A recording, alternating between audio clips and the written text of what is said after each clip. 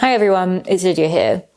Welcome back to The Weird Years, or if you're new here, welcome to The Weird Years. This is the podcast where we pull apart, we dissect, we chat over the really big meltdown-inducing questions of your 30s, in the hope that together we can get some sort of clarity and maybe things will feel a little bit less overwhelming. I want to start this episode with a question. What happens when you reach that point where you have one of the traditional markers of success, one of the things that our society really looks up to and says, like, this means you are successful. You've got the really good job that people would love to have. You're earning a massive salary. You're living a lifestyle that people aspire to. But you get there and you look around and things feel hollow. And what happens if the path to get there actually turns out to be damaging, not just to your physical health, but to your mental health as well? Well, that's what happened to today's guest, David. He was working this very successful job in investment banking for about 6 years and then went into private equity, earning amazingly well and having this amazing lifestyle. He was getting up really early to get to the gym before work. He was working late at the office, doing deals, really pouring his whole life into his career and seeing the benefits of it. Like, it was paying off financially. But behind the scenes, his health was starting to break down. He talks about how caffeine just stopped working. He could have a double espresso at his desk at 9 p.m, which he would be most nights, and still fall asleep at his desk within a few hours. He also talks about how his relationship to exercise changed so much. He went from being really, really healthy, always being incredibly physically fit, and suddenly he was exercising and just having extreme exhaustion really, really early on. And he even talks about how joy had changed. He wasn't experiencing joy in the same way. The world kind of felt muted and lacking colours, almost as if it was in a grayscale. But this really relentless approach to work, sacrificing a lot in your life and going hard, it wasn't working for him anymore. I'm really aware that the term burnout is thrown around a lot, and it's something that we shouldn't perhaps use so flippantly. So I really wanted to get into the definition of it. And I was looking at the World Health Organization, and they define burnout as a syndrome resulting from chronic workplace stress that has not been successfully managed. It was interesting to me that the WHO makes the whole of the definition of burnout around your work. But I think this misses something that a lot of you will be feeling, that burnout is not always associated to your work. It's not always associated to your career. There can be a level of what we talk about in the episode as being spiritual burnout. So I wanted to make a little bit of a definition for that. In my view, and I think how we talk about it, is spiritual burnout is exhaustion of the soul. It's exhaustion of your life energy, your force, to the point where your practices, your beliefs, your values start to feel empty. It's this kind of disconnect or flatness that you might feel. That's kind of what I think about as the alternative side of burnout. It's not just your career and doing too much. It's often about doing too much of something that doesn't align with who you are. And that perhaps is a side of burnout that you might be feeling. Instead of ignoring these signs, David took action. He walked away, you could say. And in fact, he did walk because he did the Camino de Santiago, which you might know. He sat in silence with monks in Nepal. He slowly built this new definition of health and a new definition of success that would work for him. One that is rooted in purpose and in community and ultimately in balance. Today, he's pouring that experience and that philosophy into his business he founded with his partner Arnold called Unbound. It's a reimagined health space in Shoreditch. I actually went there last week and it was a really cool thing to check out. It's blending health testing, but also with conversation and with community into this kind of more radically more human approach to health, both from a preventative way and also from a managing your health. In this episode, you're going to hear how he started to notice these red flags in his body and in his health. We also talk about why silence and space might be a medicine that a lot of us overlook, but actually we really need. And we talk about how to find a middle ground with health, one that's not so on the extremes of ultra healthy or hedonism, something that sits in the middle, something that's sustainable, something that has balance, one where you can have a green juice and you can also have a wine, and that's okay. If you've ever felt like you're ticking the boxes of what success looks like, but your body is starting to scream to you, or maybe your mind is just starting to tell you that this doesn't align anymore, this doesn't make sense for me, then this one is going to hit home. So let's get into it. If life feels like a whirlwind of clarity and confusion, pull up a chair. Welcome to The Weird Years. David, welcome to the beige couch. Thank you very much for having me. It's very, very comfy. It is comfy. I've also realised actually you completely match the plant behind you with like the dark burgundy and the green. To do that. Like for bringing very earthy vibes to the couch. Yeah, no, I was trying to figure out like what to wear, and I actually walked past Weekday earlier, and I was like, you know what, I'm gonna get this. Oh, I love that fresh outfit. Fresh outfit for the get that for on the the pod. expenses. Like this is a work outfit now. This is a business look. Absolutely. For anyone who hasn't come across you before, can you give us a little overview of what you do now? Absolutely. I mean, I'm a recovering investment banker, is what I like to say. But I'm now building what I like to call the reimagined digital health clinic. So we want to, with Unbound, that's what it's called. We want to essentially change the way we think about health and how we interact with our health from a preventative standpoint. So we've just built what I like to call our cafe clinic in Shoreditch, which is essentially a cafe that you can walk into. It's got cool music. It's got cool people in it. But in the back room, there's actually a testing room. So you can go walk into the back, get your bloods done, get your VO2 max done, get anything you want to get done. And you sit back out in the cafe and speak to a clinician about your results. So the idea is to redefine health, redefine the waiting room, and basically make it way more accessible and a pleasant experience for people to stay and be healthy. I love that. I mean, we're going to come into this throughout and at the end, but obviously this is something anyone listening knows I will be obsessed with. But just before we jump into anything else, while I remember, what's the VO2 testing? What is that? So VO2 max testing is essentially measuring how well your body transports oxygen through your blood. So I think it was Peter Attia said it's one of the best predictors of longevity there is out there, one of the better tests for longevity there is out there. Unfortunately, it involves jumping on either a watt bike or a treadmill with a big sort of mask on your face. You look like Bane, and just going flat out for certain periods of time. And then there's essentially this measurement of, how much I think CO2 you're getting out of your body. And with that number, obviously combined with like your bloods and whatnot, you can start to get a better understanding of sort of how well your body sort of is for your age, for your physiology, for demographic, sex, etc. So it's a fantastic test to do. I'd recommend you try it out at some point. Yeah, I 100% want to do that. I'm not going to do it now because I feel like doing it 4.5 months pregnant will make me like look really unfit, and then I'll be angry at myself. But once I'm recovered from this. 100%. But so you call yourself a recovering investment banker? Yeah. I spent close to 6 years in investment banking at, one of the best, but also toughest banks to work at. And then I jumped ship to a private equity fund, was an investor there for a while, for 9 to 10 months. And the reason I say recovering is because it took a lot out of me. I mean, mentally, I thought I was doing fantastic. I thought I was doing great. Like my parents were like, good job. But every time I come home, I remember my mum would open the door and just look at my face and be like, you okay?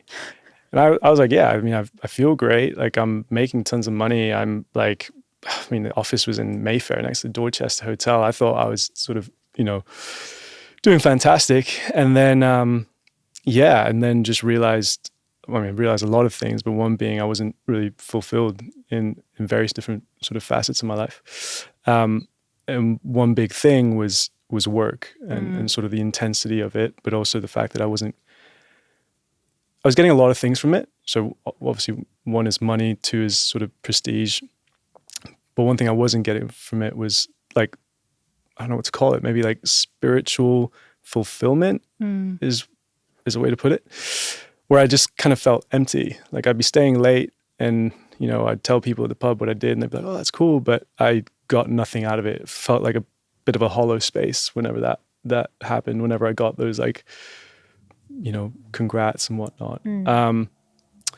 So that's why I call it recovering, because it took me a long time to kind of change to where I am now, where I'm doing something that's a lot more purposeful, where I do feel like it's my life's work. It doesn't feel hollow anymore, if that makes any sense. Yeah, for sure. I mean, investment banking and private equity are both like quite savage industries, right? Super competitive, very results driven, very, I would say, if you buy into the theories of like feminine and masculine energy, very like masculine energy in the sense of it's all about like tracking and progress and accumulation. Would that be fair? 100%. Yeah.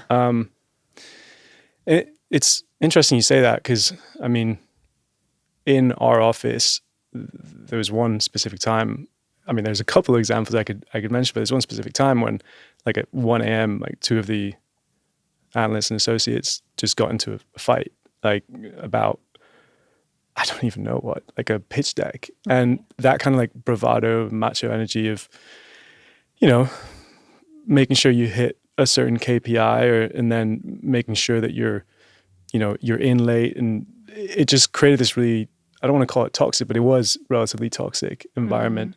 And I'm not saying that like the masculinity led to the toxicity, but I do think that they were somewhat sort of related. And there were some sort of women on the team, not many, unfortunately.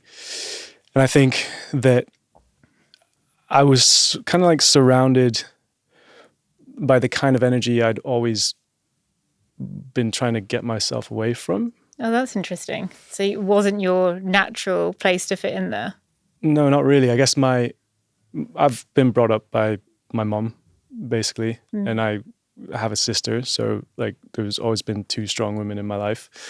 And my dad is, he's amazing, but he's Ethiopian. So he's like the sort of stereotypical Ethiopian / African dad.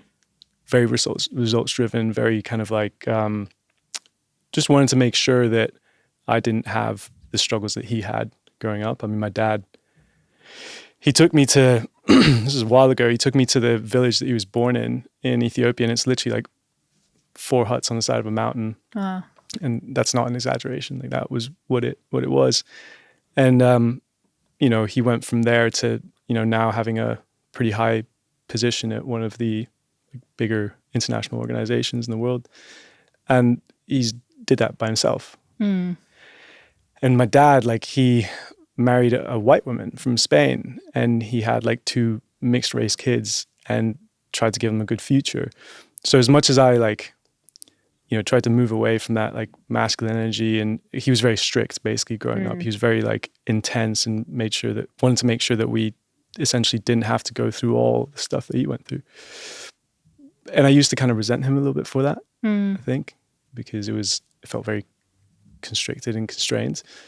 But now as an adult, I totally get it. I mean, imagine, I don't even know what that would be like going from that to, you know, that it's just, I have no real words for it. So when I was in that kind of work environment where things were very like strict and macho, and it led to a little bit of kind of added to that hollowness where I was like, oh, I don't really sort of prescribe to that. Out of interest, like now what you do is so plugged into health. What was your relationship like with health? Because even when you're saying, oh yeah, these guys got into a fight in the office at like 2 a.m., I'm like, you guys aren't sleeping. You're not sleeping well, I guess. Or what did your relationship to health look like, out of interest?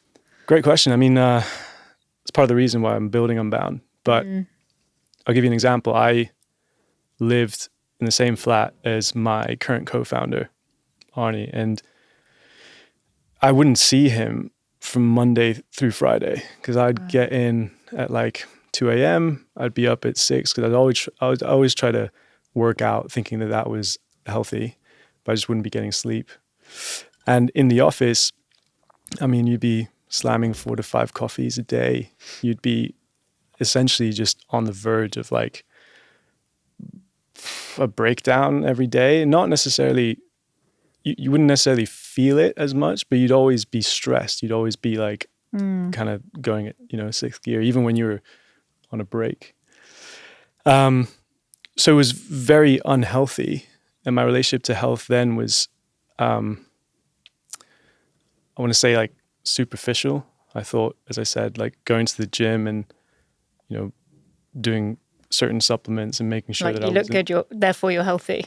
Yeah. Exactly. And it took me a while to realize that it's way more than that. I mean, I still believe that being in good health is essentially just eating better, moving more and like sleeping a sufficient amount.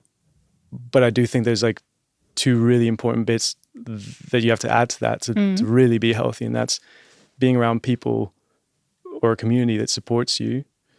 And the second thing, which is a bit more like ephemeral, is having a purpose or having something to move towards. And I didn't have any of that back then.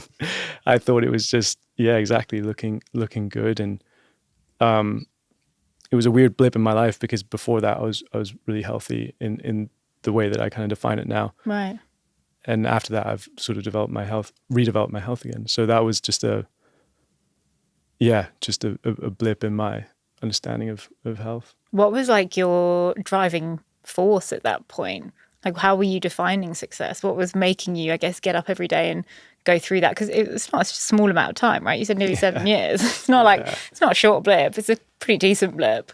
Yeah. I mean, I would just tell myself that success was essentially being the best banker I could be, making the most money, moving into a good fund, getting carried interest, and then, laughing for the last 30 years of my life. And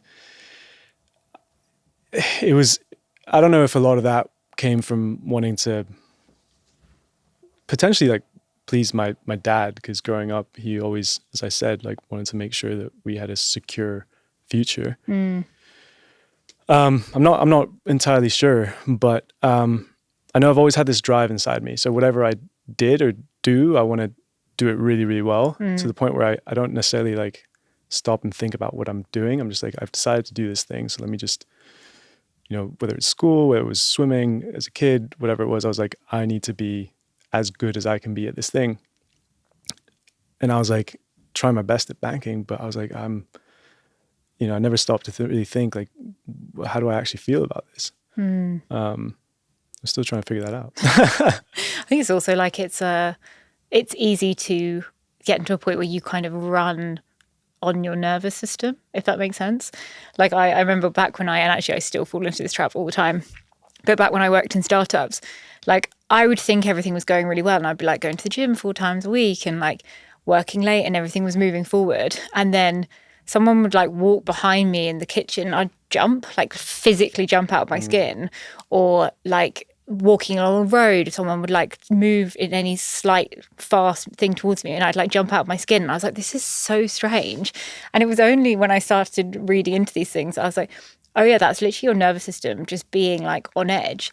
But it's that kind of, I guess, tightrope of when you're in an environment that really, like that's a benefit. Like often when you're in that world of competition and long days and being able to just go, like it's actually a tool almost, like breaking your nervous system till it's in pieces is like a useful thing because it keeps you going and until inevitably it doesn't. 100%. And I think like, not to say there's anything wrong, well, I take that back, but with banking, or at least I'll take that back. But the culture around sort of investment banking, of working really hard, of like meeting results, of like cranking stuff out, to be honest, like it was a super rewarding time in my life, because now, especially building a business, staying up late or, working towards a crazy deadline doesn't feel that scary, or, right. So that's great. But I think there's just like a holistic view of health that needs to be personalized, right? So like with your specific nervous system or, with the amount of sleep that I need to have, which I think when people go into like, let's use a term like the machine. Yeah. When you go into the system, everything becomes almost like depersonalized. You just kind of have to fit in with the schedule. And when like everyone knows, if you kind of work towards like what your body needs, you could actually produce so much more work and you could actually be so much more productive. So that was another thing that kind of felt a bit weird about it. I'm like, I need 6 hours or at least 7 to do good work, and I'm only getting 4. Like, what's going on? So what takes you when you're like, okay, I'm doing well, African dad's impressed, he's like, this looks good on paper, and you're going to the Dorchester probably for like work lunches and financially presumably doing really well, what gives you the nudge to be like, like, was it an under skin, like bubbling feeling, or what made you suddenly get to the point like, no, this just isn't working for me right now? Yeah. I think it was a combination of things. Like, one, I was constantly tired. I was just shattered all the time. I was dependent on caffeine. At some point, caffeine stopped working, which was really strange. Really? Yeah.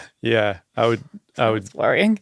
like have a double espresso at 9 p.m. and fall asleep at my desk. Wow. So that was one big thing that kind of got me questioning what was going on under my body. It ended up being something I'm still trying to figure out, because I still kind of have that. I have this exercise intolerance, which has come out of nowhere because I've always been an athlete growing up. What does that mean, exercise intolerance? It's really weird. Another thing I'm still trying to figure out. It's essentially an inability to exert myself physically, which has come out of nowhere. So I'll give you an example. I will jump on a stationary bike, and where before I would do like 45 minutes or an hour, I'll hit 5 minutes and feel like I'm about to pass out. Right. Like my heart is racing. I feel faint. I'll have to get off the bike. So I started developing these sort of strange things. I started getting ill really often. Like I would just kind of have to be in bed for like 3-4 days with like the worst sort of flu. Wow. Just started getting really weird. And I think two things really kind of shifted it for me. One was I felt this, it's really hard to describe, but like I felt this almost like hollowness inside. Like I didn't feel fulfilled by any of it. The best way for me to describe it is through like color. Like I went to see my mum in Mallorca when this was all happening. And it was like a beautiful Saturday in June. And we went out to like the promenade, and it was like sunny, it was beautiful people, kind of like rollerblading down the promenade. And I was like looking around, and everything was gray. Like I wasn't getting any joy or happiness from anything. And I was like with my mum, we grabbed a coffee, we sat down. I remember looking at her and being like, I think I've got an issue. Like I think there's a problem. Like I think I need to take a little bit of a break. I need to fix this. Like why can't I feel fulfillment? Why can't I like see color? And bless her, she was like, yeah, go for it. Like do it. Take some time. And she had mentioned that, so a lot of my Spanish side of the family does the Camino de Santiago in the north of Spain. And she was like, that's usually a good way to disconnect. Wait, for people who don't know what that is, give us a little spiel. Yeah, it's essentially a 4-week walk in Spain. It actually, the traditional one is called the Camino Francés, starts in France, goes over the Pyrenees and goes along the north of Spain to Santiago de Compostela. It's a 4-week walk, and you essentially just put on a backpack and walk and stay at these inns and meet other pilgrims, they're called. And it originated, I think, out of the Christian religion. It was a pilgrimage to go see the remains of some saint in Santiago. But now people do it as more of like a secular, mindful activity. It's just a chance to be by yourself for an extended period of time. Yeah, so I just got on a plane the next day and did it. Did you just quit your job?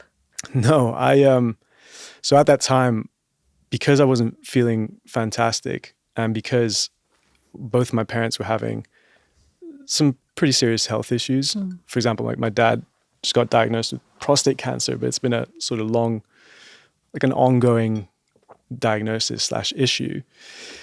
I wasn't in the best place, and I kind of went to work and I said, I need some time. And this was at the sort of end of COVID, where a lot of employees were having sort of breakdowns / leaving, etc. So I think they were really good to me, to be fair. They kind of saw the situation with my parents and saw sort of where I was at and said, take some time.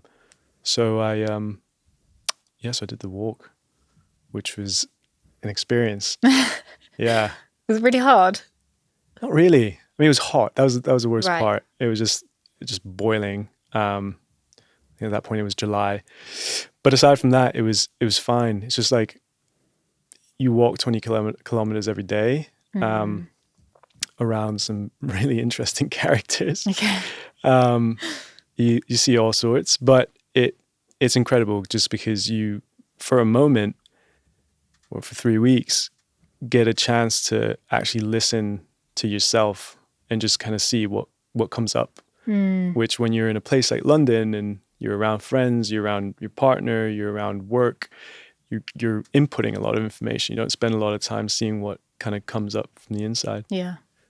And I think I kind of set off the Camino thinking, I don't know, like I was going to reach the end and like my purpose or, you know, the solution was just going to like appear right in front of me, like come out of the ground. And that didn't happen. I think I just found like silence.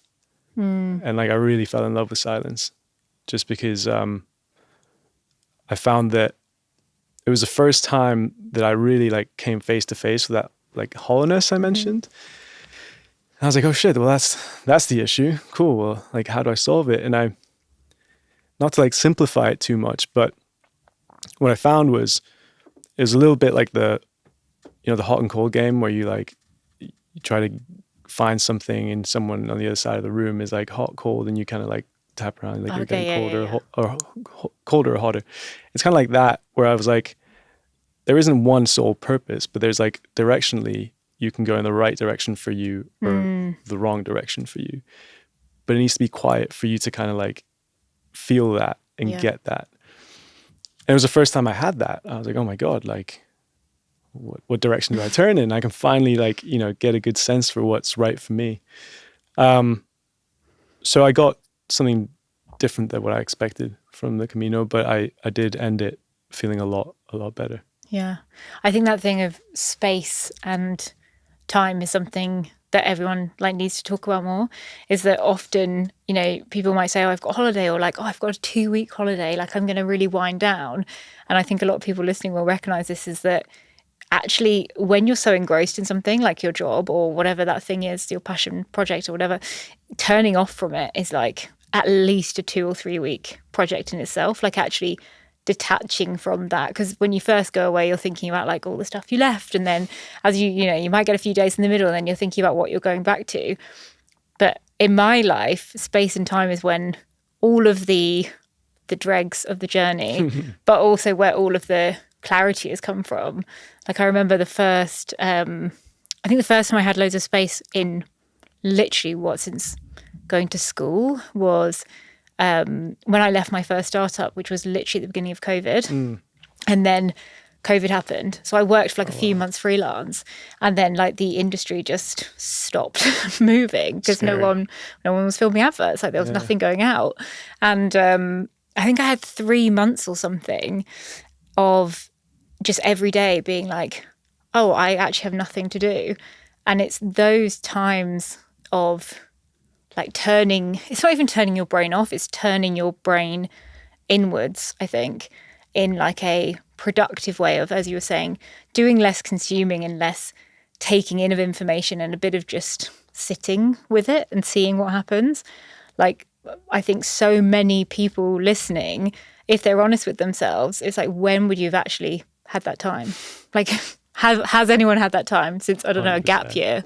And not to, like, I mean, I love podcasts and I listen to them so much, but I think one of the things that I've started doing a little bit is, like, if I sit on the tube, just like keep my AirPods in, but just not listen to anything and just see what comes up. Yeah. And like because usually I'm like listening to a podcast, listening to music, and it's like I'm getting information in. And usually when I do listen to a podcast, it's because I want to find some specific type of information if something interests me. But once in a while, I'll just like sit in silence. And it's like, it's amazing what your brain will just do and come up with. And you're like, oh, I'm actually relatively creative, or like, you know, I'm observing things, which when you're inputting information, you don't allow yourself that sort of ability to, you know, see where your mind goes. Totally. And I think like that's kind of been the case for a really long time now, where people are just, we're getting fed stuff all the time. We don't really like, there's no barrier between us and like ads or information or, anything like friends. It's just all coming in, but not much space for ourselves. It's like that. There's sometimes so much wisdom in old sayings or expressions or even thoughts. It's that classic thing of like, you have the best ideas in the shower. It's like, it's not because of water or the fact you're standing there naked. It's because you cannot have a phone, or you probably don't have the radio on or a podcast on. It's like, that is the whole reason why your creativity hits in the shower, because it's a tiny little moment where you stop consuming something. Yeah. Also the best singer in the shower as well. No, I mean, I think we're totally aligned. And like on the Camino, this was a bit aesthetic of me, but I was like, I'm not going to listen to anything. I'm just going to like walk. And the first couple of days were hard. I'm like, oh, this could use a little soundtrack. But then, week 3, I was just writing down ideas. I was just like, things were just coming up. I'm like, where is this from? Where is this coming from? And really like rediscovered this side to myself that I've held onto and is now like who I am. It's like this, I don't know what to call it, inner child or whatever it was, but it was an amazing opportunity to find that. So I'd recommend it to all your listeners if they can find 3 weeks, 4 weeks even. And I also think we really crave it. I mean, I think I've spoken about this before, but it's that thing of Into the Wild, which is like one of my favorite books. Amazing, yeah. And the movie as well is great. But every time I read Into the Wild, like the whole way through, I'm like, this is exactly what I want. And I think people really crave solitude. And it's like, I know that he dies at the end. It's like, I know that that's what happened. I'm still like, oh, this is my dream. Yeah. Like, this is my dream, to wander into the wilderness, get trapped by a river, eat some berries and die. Yeah. Like, I don't know. I do think there is a healthy, cadence to doing that, to just putting yourself out there without a phone. And I know there's a lot of like products out there for people to do that, whether it's like cabins and whatnot. But it's just so important. Like, just check yourself into somewhere remote and just see what comes up. Like once every 3 months, if you can do it. I think it's just so important. And if you can't, like, literally have a ritual in the morning where you just do some free journaling or like anything to get stuff out. So you do the Camino. Did you do anything else like interesting? Because people talk about like 12-day silent retreats and stuff, and I'm like, you can spend some time disconnecting. Yeah, I did. It's funny, like I have this like theory that like everyone's either on their way to a silent retreat or a festival. Like there's no in between, right? And but to answer your question, I I went to Nepal for one of my best friend's wedding. He married a Nepali woman, and went out to Pokhara, which is sort of at the feet of the Annapurna Mountains. And we did the wedding, and I was meant to fly back, and I was like, my time here is not done for some reason, and decided to sort of cancel my ticket. And I found this stupa, a pagoda, on top of this hill overlooking Pokhara, and I just didn't really have a plan, just walked up to it. And long story short, I spent a really long time with 2 monks. One's called Sato. He's actually on WhatsApp and on Facebook, which is pretty funny. But they were part of this sect of Mahayana Buddhism. Funny enough, it's the same sect that built the Peace Pagoda in Battersea Park. Oh, really? Yeah, it's incredible. It's so peaceful. But I spent time with them, sort of fasting and learning from them. Just randomly, I just kind of stumbled upon them, and they were incredible. And Sato, when I met him, he had like tattoos all over his arms, but he was in like monk clothes, sort of the orange robes. And essentially his story is like he was from a very violent, he's Japanese, from a very violent youth upbringing, and then sort of found Buddhism and left his past behind.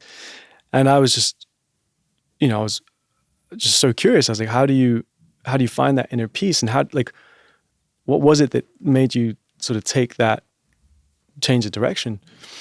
And funny enough, he kind of mentioned that hollowness that I kind of discovered, but he explained it very differently. I'm not going to get into it, but like he essentially said there's like a single source of truth in the cosmos, and it's almost like rays of light that connect to everyone. And that means that everyone has a single source of truth for them inside them. So if you're doing something that is not connected to that, you're going to feel hollow. And if you're doing something that feels connected to that, you'll feel colorful and bright and full of life. And I was like, oh my God, that makes sense. Yeah. So I spent some time with them and learned different meditation techniques and learned different facets of Mahayana Buddhism, and which I still like practice. And to me, that was super special because it's given me kind of like a toolkit that I can use sort of every day. But I would also recommend that to your listeners. Go find a book. I mean, that sounds so cool. I mean, even there's some things that really stood out to me then that you said. One was that with the Camino, you thought at the end almost like your purpose would be there, like a little leprechaun at the end of the rainbow, I guess. And that also with the monk saying that people might have this single thing, like their ray of light and the thing they're connected to, but they can do things connected to that. I think sometimes in our society, we have this idea that your purpose has to be like this one really defined thing. And it feels like that puts loads of pressure on people. And then, you can spend a lot of time. I think reflection is obviously amazing and taking like downtime, but you also, and I was guilty of this, can kind of navel gaze almost for too long because you think that there will be one thing. Did you find with Unbound, for example, did that just come to you, or was it like you were piecing together stuff in a slower culmination of, a version of purpose? Yeah, that's a great question. I think it was definitely the latter, to the point where we started building Unbound for ourselves. I obviously had all these sort of strange, unexplained health issues that the NHS couldn't explain and my insurer couldn't explain. And it just felt like the right thing to do. We just sort of exited our last startup, had a little bit of capital, a little bit of time. So I thought, well, let me just focus on this, because if it works for me, then fantastic. And if it works for anyone else, then even better. And I guess what I found was, it was that like hotter or colder thing. Was like, I looked at other things like getting into investing or whatever, and like nothing came up. And then I looked at sort of solving this health problem. And to me, like the health problem was way bigger than my own, right? Yeah. Like, it's crazy. Like Britain is like the sick man of Europe. Like we've got cardiovascular related deaths are going up for the first time in 50 years, which is just really insane. Yeah. And every time I kind of looked at the problem, something inside me kind of lit up, and I was just like, okay, well done. Let's go in this direction. And it, I wouldn't say that it was like my single purpose kind of came out of that, but I've discovered that it is my purpose by like leaning into whatever direction, so something lit up in, if that makes sense. Yeah. And now that I'm in it, like I know it's my life's work, and things have just kind of happened while we've been building Unbound, which have just, I don't know if you've read Matthew McConaughey's book, Green Lights. Have Green Lights, yeah. It was like just green lights. Is like we're building like a couple of months into starting Unbound, we brought on a third co-founder. So right now it's Arnold, myself, and Miguel. Miguel co-founded WeWork all those years ago, and he was looking at the problem slightly differently. He was basically looking at how like social connection and community led to better health outcomes, and we're like, absolutely, like that slots in perfectly with the vision and the business. And we have an incredible team now. We're all really aligned on where we want to see the business go, and that's, I think, added an extra layer of purpose where I'm like, I want to make sure that all these people like reach that goal as well. And then, like, it's a big responsibility on the founding team, but it's not only the employees, but it's making sure that we add as much value to anyone that uses the platform. And it's a really hard thing to do, and attaching your purpose to that is slightly dangerous. Yeah. But it's so fulfilling. Yeah. I mean, like every little win feels just incredible, right? Like we started to sort of test some people, started to like see how the platform comes to life. I mean, our engineer is incredible. And seeing that all sort of materialize and seeing how we can actually how this can actually become really, really big. And it has been amazing. I mean, it's well worth the late nights. And then the space as well. We've got this space in Shoreditch, which is obviously like a cafe, and then the testing room in the back. Just seeing people walk in and look in the back and say, "Oh my God, I am interested in my health, but I've never had like a place to go to. I mean, that isn't like an NHS clinic or a really expensive Harley Street clinic. Let me know when this opens."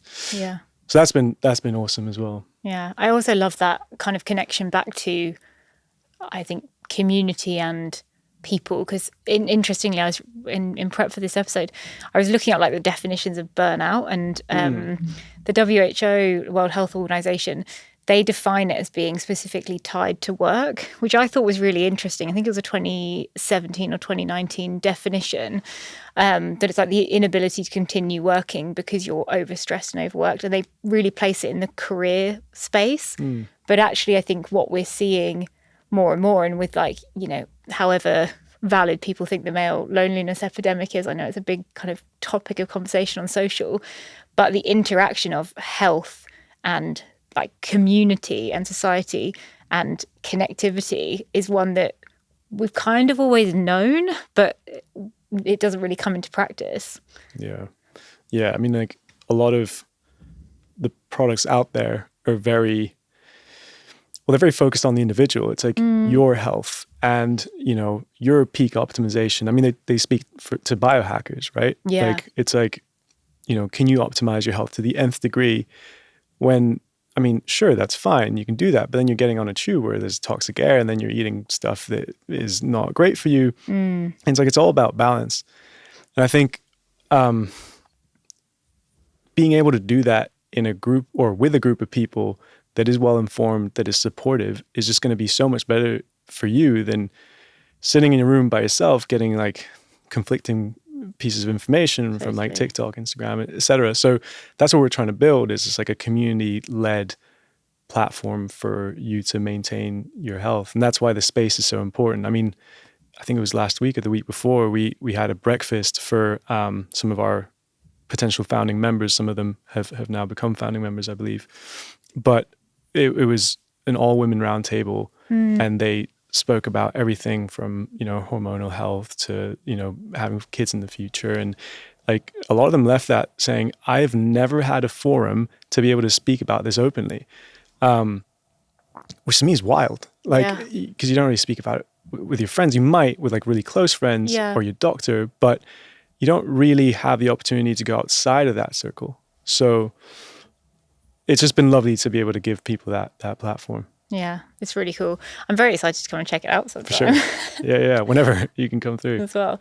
Yeah, I think it's it's something that people are becoming more aware of, like the interaction of health and well-being and connectivity, because as you said, I think loads of people listening will have gone down like an NHS route or a even a private route. I mean, I suffer with my skin. Like every time I come off birth control, I have horrendous acne, and being pregnant probably doesn't help that. But it is that like people get to the point of frustration where you're like, I just need like a holistic view of all of this. And you take your nutritionist results to the GP, and they're like, oh, well, we wouldn't really test it this way. And you're like, I just want one person or like one kind of sanctuary of connected stuff to try and get under the hood of a problem. Yeah, I mean, it's the holy grail, and that's what we're sort of moving towards building, is like all your health information in one place in a way that is consolidated, but it's almost like your health passport, right? Like, you just have your health story. What we've coined it, we've just called it like your narrative, your health narrative. Okay. So nice. It's like, what's going on? Like, what do you have in mind? What are your goals? For you, it might be, your pregnancy. For someone else, it might be they're running a marathon. And I think the problem with digital health now is, you might have a wearable, or you might, do a preventive blood test. But those things are sort of meaningless in isolation. Like if you're just tracking your sleep for tracking's sake, like what does that actually mean? But what we're doing is we're overlaying that with like your narrative. So if you're running a marathon, like what do those steps actually mean towards that goal? Or if you're, having a child, like what is whatever your consumption of different things mean towards that goal? And like, if you don't have a narrative, it's really hard to stay with your health story, if Yeah, that makes sense, for sure. or your health journey. And then to share that narrative is super important, I think, with a community of people that will, one, hold you accountable to it in a healthy way. But two, just be supportive and share stories of, if they have a similar narrative of what worked and didn't work for them. That it's interesting. There's such a parallel of what you just said about like a health narrative alongside almost a purpose narrative and like the goal of it. The episode we had Ryan on and we were talking about purpose, and one of the things he said is that we've lost the next step of purpose, which is like, why do you do anything? And ultimately, often it comes back to the people that you love or the impact that you want to have on the people around you. Like you can have a perfectly healthy body, but if you sit in a room and you don't use it and you're not like out, I don't know, water skiing with someone or running or using it to like throw your kids in the air, like whatever that thing is, even longevity, like why do we want longevity? It's not so we can sit on our own in a golden like pyramid somewhere. It's so you can spend more time with the people you love. Like that narrative, I think, is also forgotten. 100%. And, it's one of the things that we're talking a lot about at Unbound now, which is sort of where we land on that. And I think, if you're building in digital health or longevity, the immediate image is of a biohacker. It's of Brian Johnson. I love Brian Johnson. Yeah. He's so bizarre in the best way. Have you seen his Instagram recently? His Instagram is incredible. So if anyone hasn't been on this, Brian Johnson's Instagram, because he's like trolling himself and the world. But for anyone who hasn't heard of him, I think he's a billionaire. I can't remember what he sold. He sold, I think it was Venmo in the States. Venmo, yeah, which is a payments app. And he's just got shitloads of money. And he's like, his thing is you don't have to die. That's his line. It's like, you don't have to die. And this guy is just doing everything possible, biohacking, testing to exist. But his social media content is so hilarious. It's really good. Whoever's running that honestly deserves a huge applause. But yeah, I mean, he's defined that sector or that sort of space as being like pretty intense. So basically, on the other side of that spectrum is like Charlie XCX and, like going out as much as you can and like having a great time. And it's like almost like hedonism. And then there's this like middle ground, because obviously extremes sell really well, right? Like one or the other sells super well. But this middle ground has never been, no brand has really like captured it. I think someone's coined the term like the wellness anarchist. It's like, I don't know if you've heard of, I think his name is Will Googe. He like ran across the US and he ran across Australia. And I think someone interviewed him. Ginger guy? No, that was the guy that ran across Africa. Oh, he was nuts. Wild. Yeah. Like fair play to you, but literally. I couldn't. No, but we love this like interview with Will, where someone asked him like, what are you going to do once you finish, or something along those lines. And he said, I'm going to have a beer and a cigarette. It's like, well, yeah, that's what most people would do, right? Yeah. Like, it's just finding that balance for yourself. Anyway, long story short, we really want to define that middle ground that everyone's in, almost like the extreme middle. And mainly because we think most people are going to land there, like no one's going to be able to go out all the time, and no one's really able to move to Nepal full time and live in a monastery. So, it's an interesting sort of gap that we're sprinting towards. Yeah, it's a really interesting space. I think we see that a lot in even just like how like social content that I see from women is they're poking fun at it, but they're like, oh, I only have organic oat milk, and like I'm doing my creatine in the morning, and I'm having my greens, and I got rid of all my plastic Tupperware, and I'm only using glass. And then they're going to their Botox appointment at the weekend. And I'm like, I think that kind of sums up the extreme middle. It's like 100%. Knowing the things that matter and the values that matter to you in your health narrative, and then kind of optimizing those. But not every single pillar of health is going to be the most important thing to that, to everybody. Yeah, 100%. And like, I mean, I look at my mum as an example. Like, she has a glass of wine every single night, right? And she goes for a walk every single day, and she feels healthy as ever.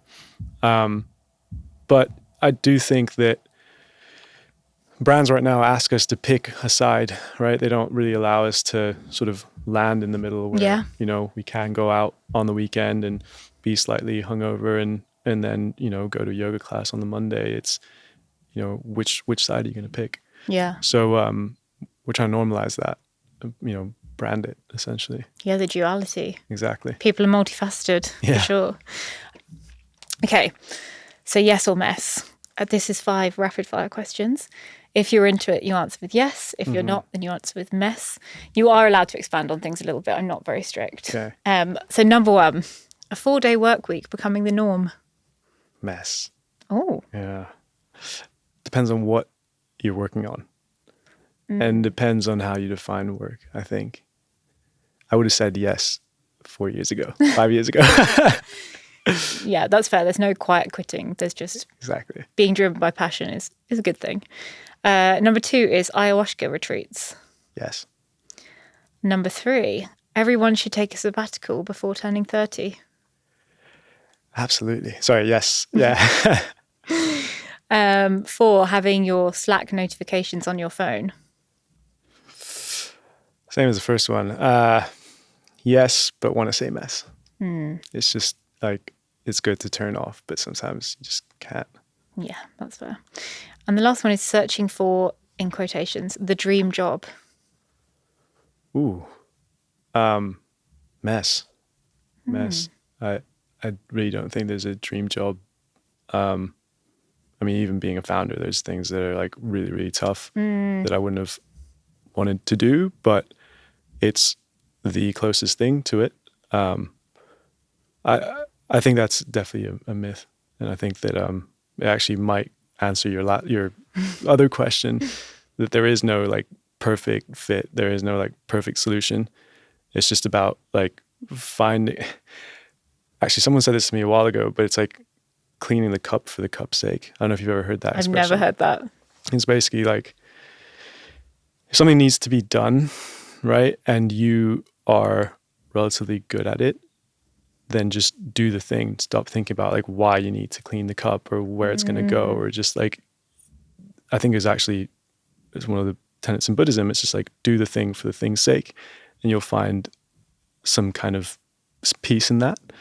And I think like, if you keep on searching for, if you're thinking about the next dish that needs to be cleaned, or you're thinking about the next thing, you're going to miss out on like being present there. And I think there's obviously better jobs and worse jobs, but there's never, in my opinion, this might be wrong, but there's never like the dream perfect fit for anyone. I mean, I used to think my dream job was being a DJ and a producer, and like, I got a little bit of a taste of that life, and I realized that that wasn't sort of where I wanted to go. And Yeah. it's constantly evolving, right? So, sorry, long-winded answer, but I didn't realize I was going to feel that strongly about that. But yeah, mess. But I think that's also, I mean, if that is your answer of the societal expectation that you'd like to take apart, do you think that kind of sums it up? I think so. Yeah. Yeah, 100%. It's kind of enjoy the journey, right? Yeah, because I think it can lead to a pretty like toxic search where you constantly feel unfulfilled because you're never going to find the thing. Yeah. As long as you're, as I said, like moving in that right direction for you, you know, be happy with that, or try to find contentment in that. That's always hard. But yeah, just any conception of like a dream job, I think could lead to disappointment, I think. Yeah, I was definitely in that trap. And actually there's a quote, there's 2 quotes that maybe I'll leave at the end of this episode. But one of them was that when I discovered this phrase of action creates clarity, it like changed my whole life, because I was literally being a strategist, like sitting down, being like, these are the pillars of the things I enjoy, and these are the pillars of how I can make money, and trying to work it out. And I could never find like that one like perfect golden nugget. And then I heard this thing of like action creates clarity. I can't remember who it came from. It might have been Marie. What's her name? Marie. Her name begins with an F. She's like an American, very kind of vivacious coach. And she was like, you just have to try stuff and it will push you, as you were saying, with like the kind of hot and cold, it will push you in the right direction. 100%. And then once you've got a vague idea, another quote that my coach loves to use on us is that you have to attach more desire to the vision than the pain it takes to get there. Wow. Which is what you were saying of, there is no dream job. Like everything will have the pros and cons. But if the vision makes